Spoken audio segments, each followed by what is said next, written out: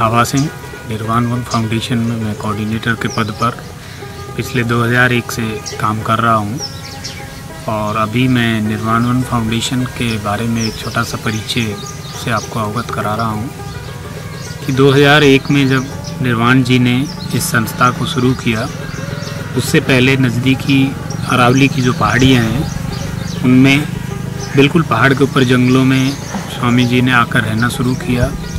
और वहीं पर गांव के जो बच्चे भेड़ बकरी भैंस चराते थे पहाड़ों में, उनको पढ़ाने का काम शुरू किया था जंगल में ऊपर ही। वहीं बच्चे उनके खाने की व्यवस्था करते थे, अपने घरों से रोटी ले जाके उनको देते थे और वो जंगल में ऊपर पहाड़ों में ही रह कर के काफ़ी समय तक वहीं सेवाएं दी। उसके बाद जब उन्हें लगा कि मुझे नीचे जाके भी काम करना है, तो पहाड़ी से नीचे जो गांव है हाजीपुर डडीकर, इसमें आके उन्होंने कुछ वॉलेंटियर्स के साथ अपना काम शुरू किया, जिससे छोटे छोटे एनिकट्स बनाए, गांव के रास्तों का काम किया, गवर्नमेंट स्कूल के कमरे चबूतरा आदि जन सहयोग से उन्होंने उनका निर्माण करवाया। और फिर जब उन्होंने कुछ काम करवा दिया तो उनको लगा कि अभी हम इसको एक फॉर्मेट में सिस्टमेटिक इस काम को करना चाहिए। उसके लिए एक संस्था का रजिस्ट्रेशन किया जो कि निर्वाण वन फाउंडेशन के नाम से जानी जाती है। इस निर्वाण वन फाउंडेशन ने शुरुआत में एक स्कूल यहाँ शुरू की। उस समय यहाँ एक भी बिल्डिंग नहीं थी, कोई कमरा नहीं था, और जो क्लासें बच्चों की चलती थी पेड़ों के नीचे चलती थी। छोटे छोटे ये झाड़ी टाइप के पेड़ थे, तो कभी धूप आई तो बच्चे इधर बैठ गए। पूरे दिन क्लास छाए के हिसाब से मूव करती रहती थी चारों तरफ। कोई पानी की व्यवस्था भी नहीं थी, तो मटकों से या ट्रैक्टर की ट्यूब में भर के पानी लाते थे और तब उसको स्कूल को यहाँ रन करते थे। फिर हमें लगा कि भाई कमरे की आवश्यकता है या कोई हट्स बनाई जाए, तो टीचर्स ने मिलके अपना कच्ची जो ब्रिक्स बनाई और कच्ची झोंपड़ी यहाँ पर तैयार की और पहाड़ से सूखे बम्बू लाए और उसकी झोंपड़ी बनाई। कुछ समय तक झोंपड़ियों में ही ये विद्यालय संचालित रहा। तेज़ हवा आती थी तो झोंपड़ी उड़ के चली जाती थी। दूसरे दिन उसको बच्चे और टीचर मिलके दोबारा से उस झोंपड़ी को अपनी को तैयार करते थे, क्लास को, फिर पढ़ाई करते थे। तो बच्चों ने काफ़ी अच्छे रिजल्ट्स दिए। जब हमारे ये 5वीं था उस समय, तो 5वीं में जब बच्चे जाते थे तो गवर्नमेंट स्कूल के टीचर आते और उनको सीधा 7वीं और 8वीं में बैठाते थे। बच्चों की बहुत अच्छी क्वालिटी थी। तब से लगा कि इस स्कूल को और प्रमोट किया, 8वीं तक किया। और जो भी यहाँ बच्चे हैं, जो उस तरह के बच्चे हैं जिनको कि लोग फीस नहीं दे सकते कहीं पर या कपड़े की व्यवस्था नहीं कर सकते, तो यहाँ संस्था उनके लिए स्टेशनरी फ्री पढ़ाने का काम करती है। कभी कभी उनको जूते, सॉक्स, कपड़े जो भी होते हैं, ड्रेसेस, सब फ्री में बच्चों को मिलते हैं। तो इस तरह से इस समय यहाँ पर 350 बच्चे स्टडी कर रहे हैं, 8वीं तक है इसमें। और अब तो झोंपड़ियों की जगह यहाँ कुछ टीन शेड और कुछ पक्के कमरे भी बच्चों के लिए बन गए हैं। और कुछ बच्चे हैं जो यहाँ रहते हैं, जिनके लिए किचन गार्डन की व्यवस्था की गई है, जो कि पूरी ऑर्गेनिक है, ऑर्गेनिक के हिसाब से करते हैं। और गौशाला है जो उनके दूध की काम करती है, और गोबर गैस का प्लांट भी है जिससे उनका भोजन पकता है। तो आगे यहाँ पर होम बनाने की प्लानिंग है हमारी बड़ी, कि अनाथ बच्चों के लिए यहाँ पर एक होम बनाया जाए। और उस होम की पूरी प्लानिंग मैपिंग पूरी हो चुकी है। अब धीरे धीरे लोग संपर्क में आएंगे तो उसको भी हम सुचारू रूप से करना चाहेंगे यहाँ पर। और बाकी महात्मा जी ने यहाँ पर एक स्कूल था, 350 बच्चे पढ़ रहे हैं। उसके अलावा नट और कंजर बस्तियों में भी 10 स्कूल और संचालित किए हुए हैं। और एक यूपी में भी मदरसों के साथ काम कर रहे हैं अभी, जो कि मुजफ्फरनगर में दंगे हुए थे हिंदू और मुस्लिम समाज में। तो जो दंगा पीड़ित क्षेत्र है उसमें मदरसों के साथ भी निर्वाण वन फाउंडेशन अब काम कर रही है, क्योंकि वहाँ पहले बच्चे उर्दू ही पढ़ते थे। अब जब से सहयोग हमने जिन मदरसों के साथ शुरू किया है, उनमें हिंदी, इंग्लिश, EVS ये सारे सब्जेक्ट्स भी अब पढ़ाए जाने लगे हैं। वो काम भी यहाँ किया जा रहा है। एक है कि सिली सेड नट बस्ती है, वो बच्चे अन्य राज्यों में जाते हैं, नाचने गाने व भीख मांगने का काम करते हैं। उनके लिए 50 बच्चों का हॉस्टल भी शुरू किया हुआ है कि जो बच्चे वहीं रहते हैं और पढ़ाई करते हैं, जो दूसरी जगहों पर जाकर भीख मांगने का काम अब नहीं कर रहे हैं। एक है चाइल्ड हेल्पलाइन जो कि 1098 नंबर है, टोल फ्री नंबर है। ये प्रोजेक्ट भी निर्वाण वन फाउंडेशन के पास है और इसका संचालन भी संस्था द्वारा किया जा रहा है। बस इतना ही है। बाकी इवेंट्स और जो यहाँ का हमने स्कूल को जो मॉडल बनाया हुआ है वो एक अन्य स्कूलों से काफ़ी हटके है। यहाँ जो पूरे दिनचर्या रहती है वो मैं थोड़ा बता देता हूँ कि स्कूल की दिनचर्या किस तरह की रहती है। कि सुबह जब बच्चे आते हैं तो टीचर और बच्चे मिलके सब एक कॉमन एक्शन का काम करते हैं। उसमें सब मिलके काम करते हैं। अपनी क्लास के आसपास की क्लीनिंग है, प्लांटेशन है, जो भी है, जिससे कि हमारा उद्देश्य है कि ऊंच नीच जाति पात का जो भेदभाव है वो ख़त्म हो। ऐसा नहीं भी जो एससी के हैं या नीची जाति है वो ही यहाँ पर क्लीनिंग काम करेगी या दूसरा काम करेगी, हम तो उच्च कास्ट के हैं इसलिए हम ऐसा नहीं करते। तो यहाँ तो सबको मिलके करना होता है। टीचर है तो भी वो करेगा, बच्चा है तो भी करेगा। दूसरा, गोल सर्किल में सब बैठते हैं, टीचर भी नीचे बैठता है, बच्चे भी नीचे बैठते हैं। एक गुरुकुल की तरह वो अपनी शिक्षा यहाँ पर ग्रहण करते हैं। दूसरा, हमारा जो कालांश होता है पीरियड ऑफ नॉन एक्टिविटी का होता है। उसके अंदर सब बच्चे बैठते हैं और सिटिंग का काम करते हैं। उसमें अपने आसपास की आवाज़ें हैं उनको सुनते हैं एकदम साइलेंट होके, या बॉडी में जो फीलिंग्स हो रही हैं उनको महसूस करते हैं। तो हर दिन अलग अलग चीज़ होती है। किसी दिन साउंड पे, टच पे, ब्रेथ पे, इस तरह से अलग अलग दिन में अलग अलग चीज़ पे बच्चे काम करते हैं सब बैठ के। उसके बाद हमारे यहाँ पीरियड ऑफ जॉय होता है कि जो बच्चे घर से आते हैं तो बहुत टेंशन के साथ में आते हैं कि माँ बाप ने डांट दिया या रास्ते में झगड़ा कर लिया बच्चे ने, तो उसके माइंड में वो सब चीज़ चलती रहती है। तो उन सब से बच्चा निकले, उसके लिए जॉय, यानी कि बच्चा आनंदित हो। टीचर और बच्चे मिलके उस पीरियड में गीत, कविता, कहानी, डांस कुछ भी करेंगे जिससे कि बच्चा हंसेगा तो जो उसने पीछे की है वो चीज़ वो भूल जाएगा और वो नए सिरे से तैयार होगा पढ़ने के लिए। उसके बाद हमारी क्लासें चलती हैं। क्लासों में वही पढ़ाई सब्जेक्टिव होती है, जो राजस्थान गवर्नमेंट का सिलेबस है वही सिलेबस फॉलो करते हैं। लेकिन उसके लिए लेसन प्लान पहले से टीचर तैयार करके लाता है कि बच्चे को मैं कैसे एक्टिविटी बेस करवाऊँ, गतिविधियाँ करवाता है, ऑब्जर्वेशंस करवाता है ले जाके। ईवीएस का है तो फील्ड में ले जाएगा, चीज़ों को दिखाएगा, तब उससे उस चैप्टर को कराता है।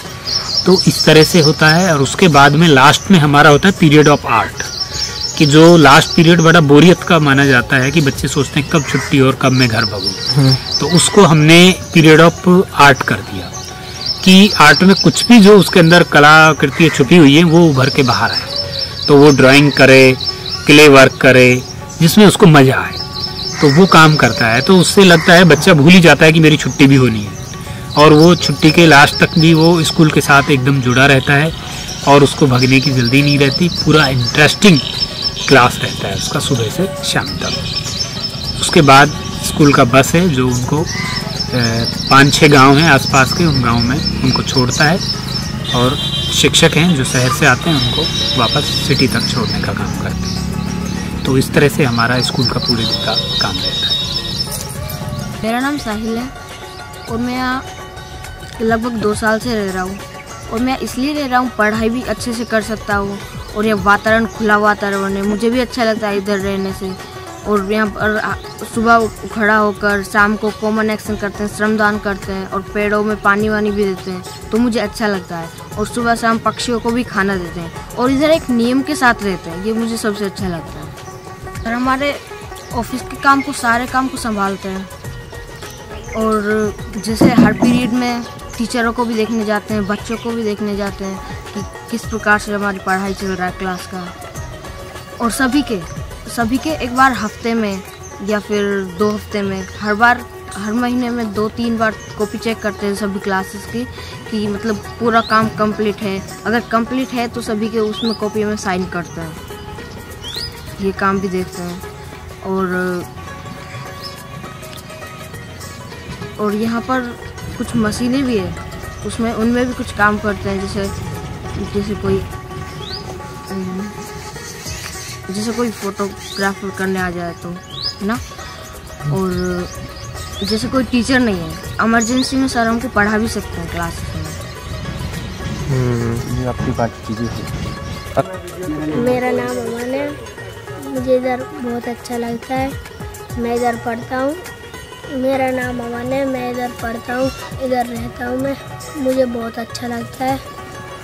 मेरे माता पिता मुझे ले जाते हैं, फिर भी मैं इधर आ जाता हूँ क्योंकि मुझे अच्छा लगता है और मुझे सभी लाइक करते हैं। पहाड़ियों में कुछ केव्स, गुफाएं हैं, उनके अंदर ये बनी हुई हैं और ये आदि मानव के टाइम की बताई जा रही है, क्योंकि ये जो 20 से 30 हज़ार साल पुरानी होने की वो है, इस पर काफ़ी रिसर्च हो रहा है, कार्बन डेटिंग और उस तरह की काफ़ी काम कर रहे हैं। ये जो चित्र हैं ये आपने जो देखा होगा भीमबेटका के अंदर जो हैं उसी तरह के चित्र यहाँ भी पाए गए हैं, अलवर में भी।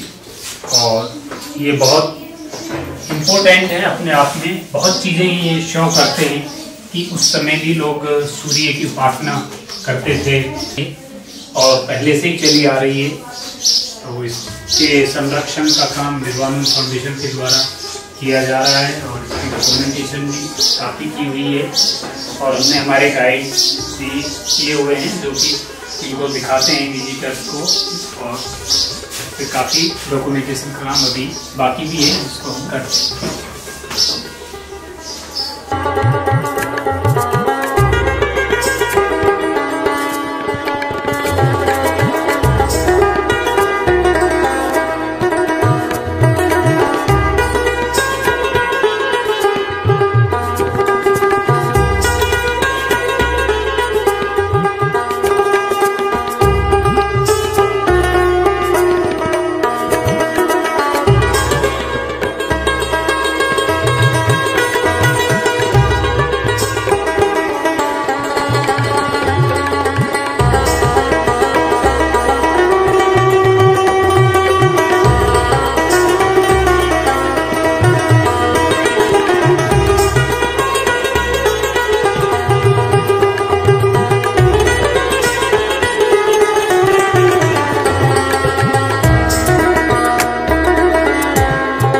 तो आप क्लासों के बाहर ड्राइंग्स देख रहे हैं, ये वारली आर्ट है और ये वारली आर्ट हमारे यहाँ पर एक आर्ट मेला होता है, art Mela for world peace.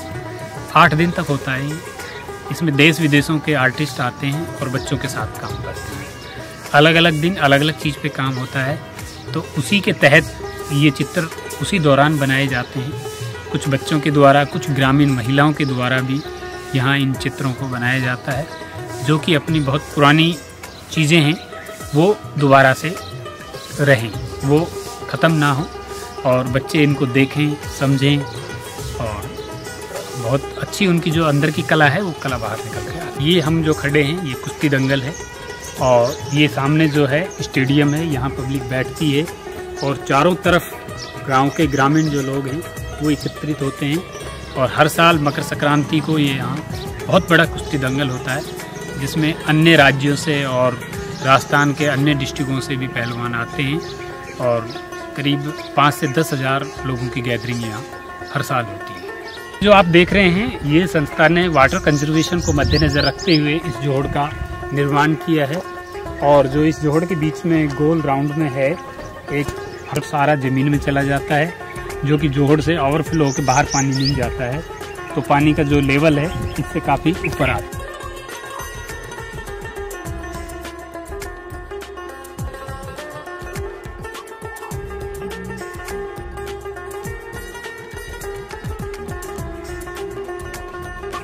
ये निर्वाणवन फाउंडेशन का बुद्धिवृक्ष विद्यालय अद्वैत गार्डन है और जो हम खड़े हैं ये ऑफिस है यहाँ और इस ऑफिस में अभी बच्चों की तो छुट्टी है और टीचर्स हैं जो कि बच्चों का रिजल्ट तैयार करने का काम और रिपोर्ट पूर्ति करने का काम कर रहे हैं।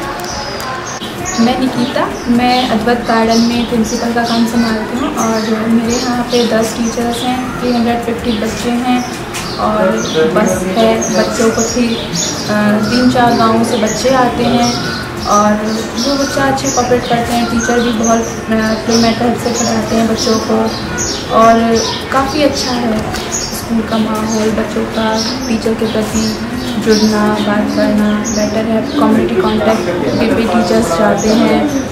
और हम महिलाओं के लिए भी बहुत सारे काम करते हैं, जैसे कि सैनिटरी पैड डिस्ट्रीब्यूशन का, महिला दिवस का, और नई नई एक्टिविटीज़ को जोड़ते हैं। हर प्रोग्राम्स में कम्युनिटी को कॉन्टैक्ट करके महिलाओं को स्कूल से जोड़ते हैं, और उनके प्रति भी हमारा एक रुझान रहता है कि हम उनके लिए कुछ करें, कम्युनिटी के लिए कुछ करें, महिलाओं के लिए कुछ करें। तो वो हमें कोऑपरेट करते हैं, हम उन्हें कोऑपरेट करते हैं। तो इस तरीके से हमारा एक अच्छा बना हुआ है। तो मुझे यहाँ 14 साल हो गए हैं काम करते हुए, इसलिए मेरे को यहाँ का एनवायरनमेंट अच्छा लगता है, बच्चों के लिए कुछ करना है, इसलिए मैं यहाँ पे जुड़ी हुई हूँ। Thank you.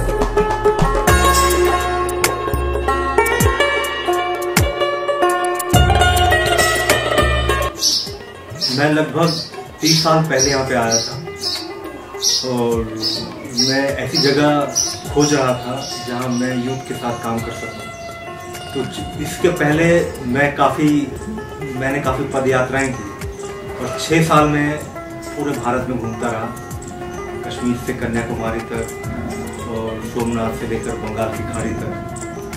तो उस दौरान मैंने काफ़ी चिंतन किया और मैंने सोचा कि जो मैंने पाया है उसको मैं लोगों के साथ शेयर करूं, बांटूं। तो तब से एक काम की शुरुआत हुई यहाँ पे। और जब मैं यहाँ पे आया तो मैंने पाया कि एक बड़ा ही संवेदनशील स्थान है।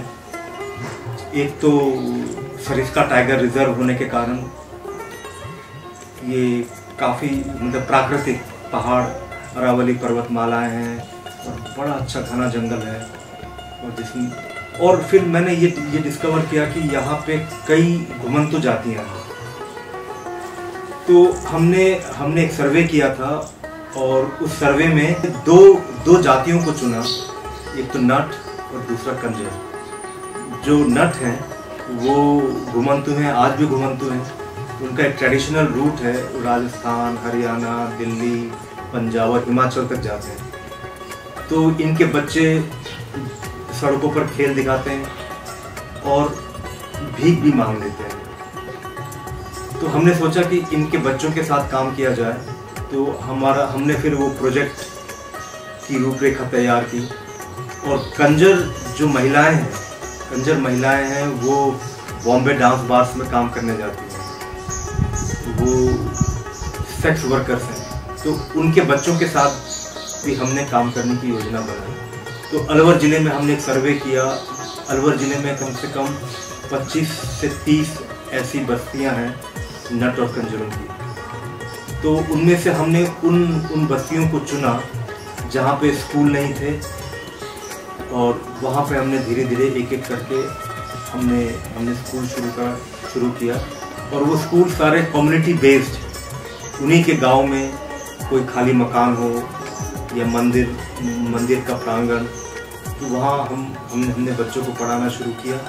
और आज उन्हीं के कुछ बच्चे हैं जो MBBS कर रहे हैं, BTech कर रहे हैं और हायर स्टडीज़ में जा रहे हैं। तो ये एक प्रोजेक्ट हमने नट और कंजरों के लिए एजुकेशन का प्रोजेक्ट हम कर रहे हैं इनके साथ। और एक और प्रोजेक्ट हम कर रहे हैं यूपी में, मुजफ्फरनगर दंगों के बाद हम वहाँ पे हम लोग जाने लगे और वहाँ पे हम मदरसों के साथ काम कर रहे हैं, क्योंकि मदरसों में सिर्फ अरबी और कुरान पढ़ाया जाता है।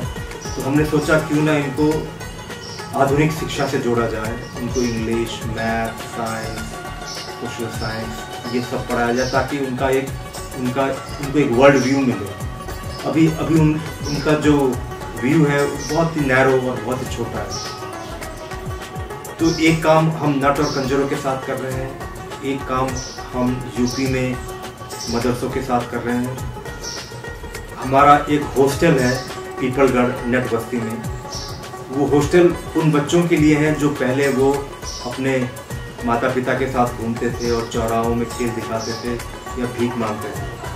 तो उनके 50-60 बच्चे अब उसी बस्ती में रहते हैं, उसी बस्ती में उनका स्कूल है, तो उसी बस्ती में उनका हॉस्टल है। इसके साथ साथ हम एक चाइल्ड लाइन का प्रोजेक्ट भी कर रहे हैं। चाइल्ड लाइन एक नेशनल टेलीफोन हेल्पलाइन है उन बच्चों के लिए जो किसी मुसीबत में फंसे हों। तो हमारे कॉल सेंटर में रोज ऐसे बच्चे आते हैं बेघर, बेसहारा या न्यूबॉर्न बेबी जिनको कि घर की आवश्यकता है। तो हमने सोचा क्यों ना हम ऐसे बच्चों के लिए हम एक होम बनाएं जहाँ पे वो रह सके, उनको घर का वातावरण मिले, उनके लिए स्कूल हो और जहाँ वो अपने भविष्य बना सके। तो ये 3-4 प्रोजेक्ट हम एजुकेशन का कर रहे हैं और साथ ही इनके साथ हम बहुत सारे साल भर हम बहुत सारी इवेंट्स करते हैं। एक बड़ा इवेंट हम करते हैं दिसंबर में, art Mela for world peace, जहाँ पे दुनिया भर के अच्छे कलाकार आते हैं और कम से कम 8 दिन के इस कैंप में 1000 बच्चे काम करते हैं, कुछ पेंटिंग में, क्ले वर्क और बहुत सारी विधाओं में, और आखिरी दिन उनका एक एग्जीबिशन होता है। तो ये एक बहुत बड़ा कार्यक्रम हम करते हैं। दूसरा एक और हम इवेंट करते हैं स्लम बॉयज क्रिकेट टूर्नामेंट। तो वो हम उन बच्चों के लिए करते हैं जो झुग्गी झोपड़ियों में रहते हैं। तो हर साल कुछ नए टीम जुड़ते हैं। इस साल 32 टीमों ने भाग लिया था। ये भी करीब 8-10 दिन का टूर्नामेंट होता है और उसका जो फाइनल होता है वो चिल्ड्रंस डे में होता है। तो ऐसे हमने सारे उन बच्चों को जोड़ा है जो कि समाज के बाहरी किनारे पे रहते हैं, जो मुख्य धारा से अलग है। तो उन सभी बच्चों को हमने एक प्लेटफॉर्म दिया है। और गौशाला का जो प्रोजेक्ट है वो हमने इसलिए शुरू किया,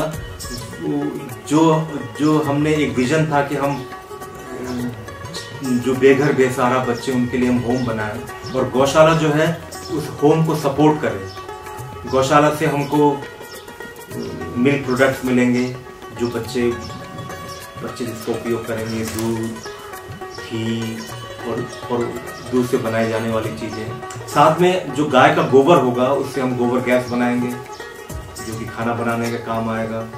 और गोबर गैस का जो स्लरी निकलता है वो खाद के काम आता है, ऑर्गेनिक। तो इसमें बहुत सारे काम हम कर रहे हैं। ऑर्गेनिक किचन गार्डनिंग कर रहे हैं, गोबर गैस बना रहे हैं और बच्चों को मिल्क प्रोडक्ट्स मिल रहे हैं।